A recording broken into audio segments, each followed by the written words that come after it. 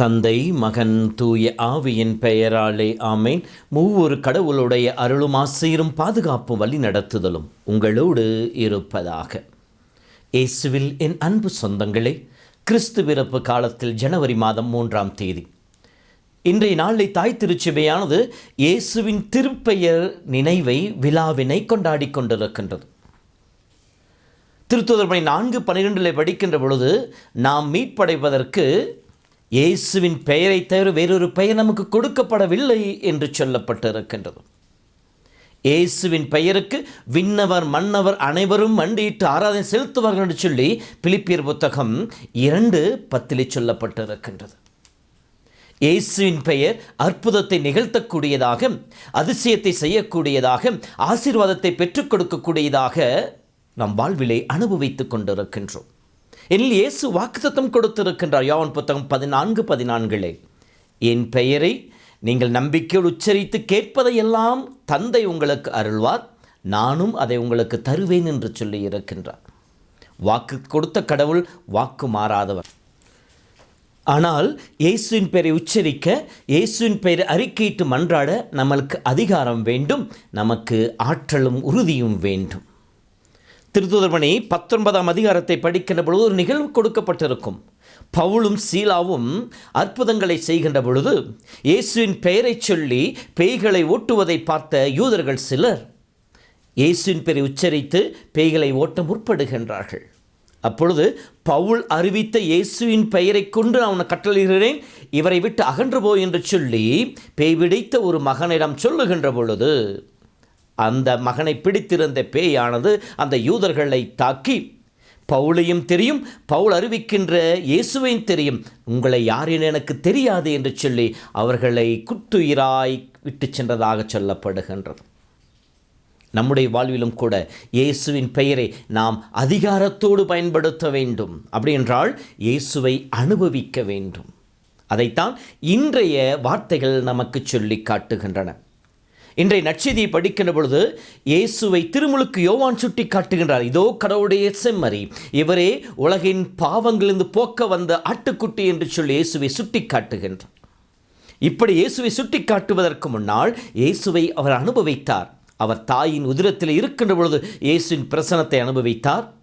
அவர் இயேசுவுக்கு திருமுழுக்கு கொடுக்கின்ற பொழுது தூய ஆவியானவர் இயேசுவின் இறங்கி வருவதைக் கண்டு அதை தன் வாழ்வினை அனுபவித்தார்.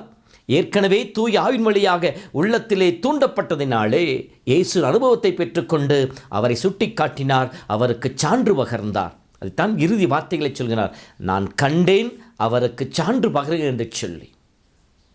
நாம் காணுதல் என்பது அனுபவிப்பது. இன்றைய முதல் வாசகத்திற்கு வருகின்ற பொழுது யோவான் மிக அழகாக நமக்கு ஒரு அழைப்பை விடுக்கின்றார். நாம் கடவுள் பிள்ளைகளாக பிறந்திருக்கின்றோம், கடவுளிலிருந்து பிறந்தவர்கள். ஆனால் எந்த நிலைக்கு வாழ அழைக்கப்பட்டிருக்கின்றோம்? கடவுளுடைய பிள்ளைகள் என்ற நிலையிலிருந்து கடவுளின் மக்களாய் இருக்கின்ற நிலைக்கு. கடவுள் மக்களாய் வாழ அழைக்கப்பட்டிருக்கிற நாம் கடவுளுடைய மக்களாய் வாழ வேண்டும் என்று சொல்லுகின்றார். இப்படி நாம் கடவுள் மக்களாய் வாழ்கின்ற பொழுது அடுத்த நிலை கடவுளை காண முடியும்.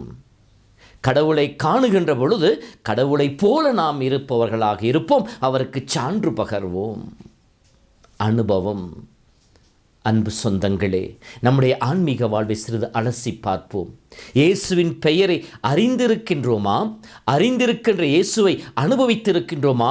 அனுபவித்த இயேசுவை உரிமையோடு அதிகாரத்தோடு நாம் அறிக்கையிட்டு ஜெபிப்பவர்களாக நாம் வல்லமை பெற்றிருக்கின்றோமா? அனுபவமே இந்த வல்லமையை நமக்கு பெற்றுக் கொடுக்கும். இயேசுவை நாம் அனுபவிக்கின்ற பொழுது திருத்தூதர் பணி 3ஆம் அதிகாரத்திலே பேதுரும் யோவானும் சொல்வார்களாவாம், எங்களிடம் வெள்ளியோ பொன்னோ இல்லை, ஆனால் எங்களிடம் இருப்பதை உங்களுக்கு கொடுக்கின்றோம் என்று சொல்லி நசரேயனாகிய இயேசுவின் பெயரால் உனக்கு கட்டளையிடுகின்றேன் என்று சொல்லுவாரே, அதை போல நாம் இயேசுவை முழுமையாக அனுபவிக்கின்ற பொழுதுதான் நாம் அந்த இயேசுவை பிறருக்கு கொடுக்க முடியும். பிறருக்கு சான்று பகர முடியும். இதோ இந்த ஆண்டுடைய துவக்கத்தில் இருக்கிற நாம் இந்த ஆண்டிலே இந்த முன்னேற்றத்திற்காக நாம் ஜெபிப்போம். இயேசுவை வெறுமனே பெயரில் தெரிந்து வைத்திருப்பவர்களாக அல்ல, மாறாக அவரை அறிந்து வைத்திருப்பவர்களாக, அதாவது அனுபவிப்பவர்களாக, அனுபவத்தின் மூலமாக இயேசு யார் என்பதை கண்டுகொண்டவர்களாக, அந்த கண்டுகொண்ட இயேசுவை பிறருக்கு அறிவிப்பவர்களாக. இதுதான் இயேசு. இந்த இயேசு என் வாழ்விலே அற்புதங்களை செய்தார். இந்த இயேசு என் வாழ்விலே அதிசயங்களை செய்தார். இந்த இயேசு என் கட்டுகளை உடைத்து போட்டார். இந்த இயேசு என் நோய்களை குணப்படுத்தினார். இந்த இயேசு என் வாழ்வின் வழியாய் இருந்தார். இந்த இயேசு என் வாழ்வில் முன்னேற்றத்திற்கு வழிகாட்டினார் என்று சொல்லி நாம் பிறருக்கு சொல்லி, நீங்களும் இந்த இயேசுவை பற்றிக் கொள்ளுங்கள், இயேசு உங்களுக்கு வாழ்வாக அமைவார் என்று சொல்லி நம்மால் சொல்ல முடியும். ஆகவே இந்த ஆண்டிலே இந்த அருளுக்காக ஜெபிப்போம். இறைவன் தாமே தன் அனுபவத்தால் நம்மை நிறைத்து நாம் அவரை காணுகின்ற வாக்கியத்தை கொடுத்து அவரோடு இணைந்து வாழ்கின்ற நிலை வாழ்வில் நம்மை வழிநடத்துவாராக. ஆண்டவர் உங்களோடு இருப்பாராக. எல்லாம் வல்ல இறைவன் தந்தை, மகன், தூய ஆவி உங்களை நிறைவாய் ஆசீர்வதிப்பாராக. ஆமேன்.